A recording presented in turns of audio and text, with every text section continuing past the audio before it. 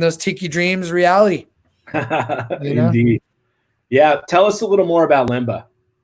So Lemba is made in Hispaniola distillery. It's in the Dominican Republic, and it's they make three different marks. They have Agricole, which is 43% ABV, a little bit higher than normal, but it's definitely still, I would call it almost it's a really good beginner's Agricole.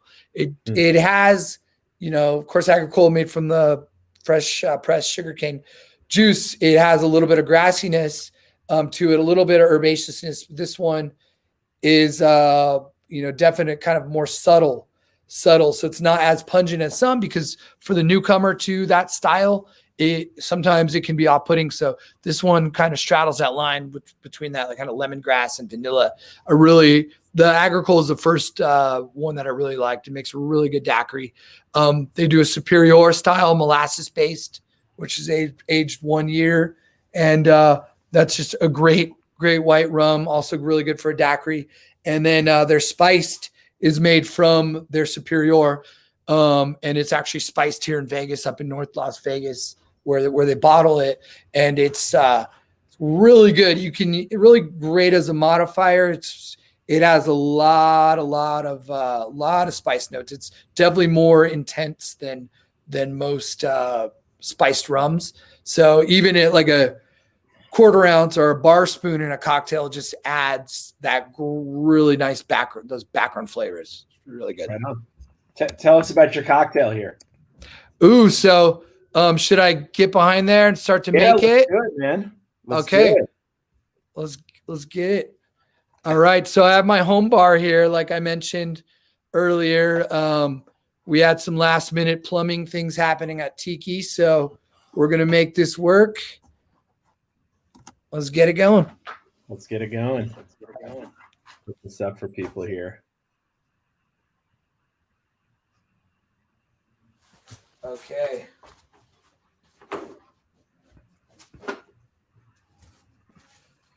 All right, so let me move this out of the way. So I'm gonna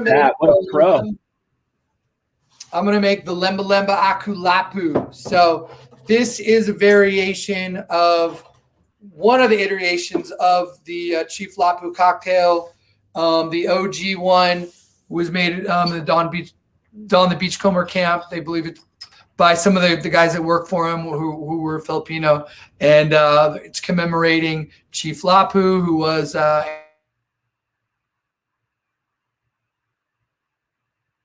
hero. And the original version is a little bit different than the one I'm going to do. The original one has passion fruit and a couple other things in it.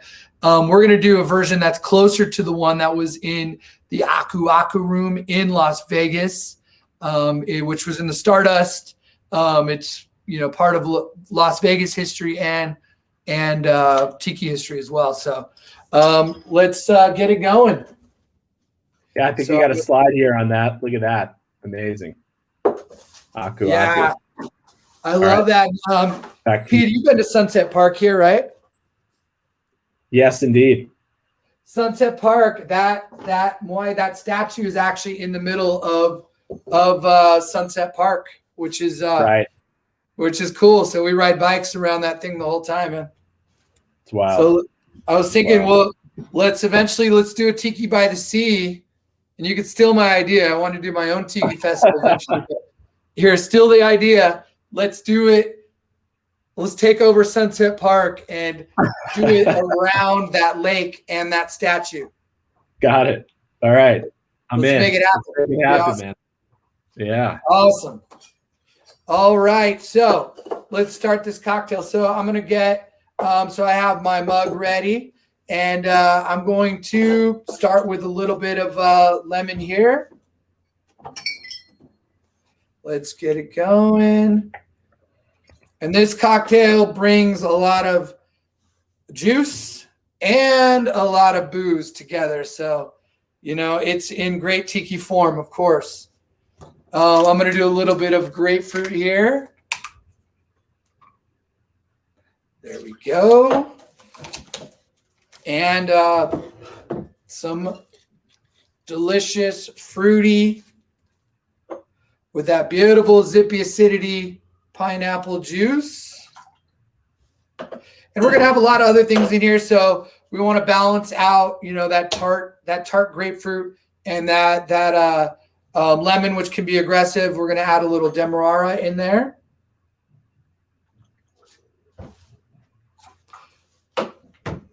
And part of that balance, we're gonna add some Velvet Falernum. We use John Taylor's, kind of sort of the standard. I got something coming for you, man. What's that?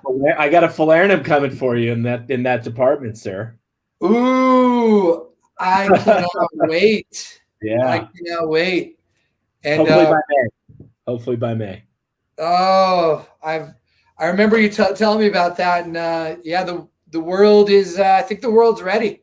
We're ready for it. It's slow, but I think we're almost there. Yeah. Yeah, and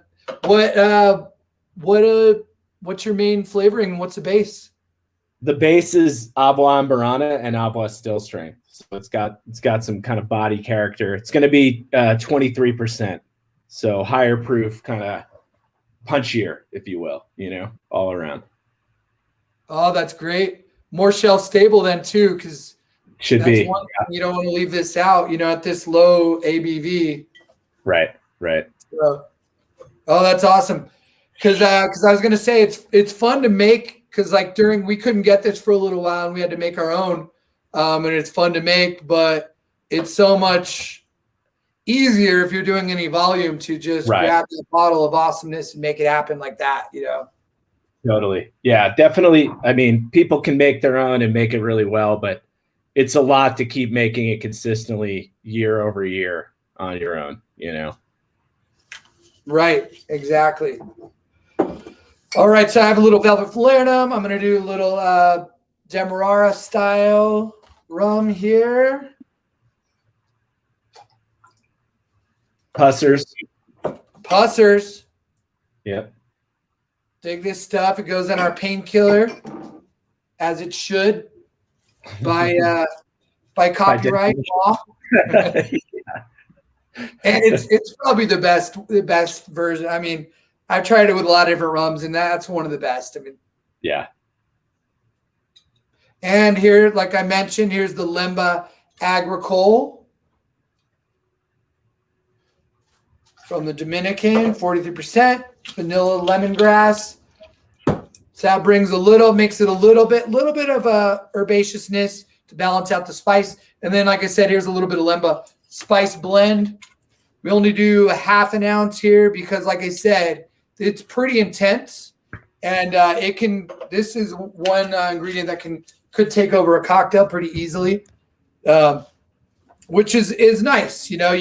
It's nice as long as you know what you're using and what you're using it for. It's great to have that. So, all right. So I have all those ingredients, and then of course let's add a little touch of the exotic. I have some Tiki Bitters in here. More exotic. Touch more of the exotic. Because I know just having this guy right here, Charles, it's exotic enough. I keep bringing him up because he talks to me all the time. Is that weird? Nice. Yeah. That's how you get through a day. All right. So now I'm going to add just a little bit of crushed ice, and I'm going to give it the old whip shake. Let's get it. Yeah, buddy. Just enough to incorporate the flavors,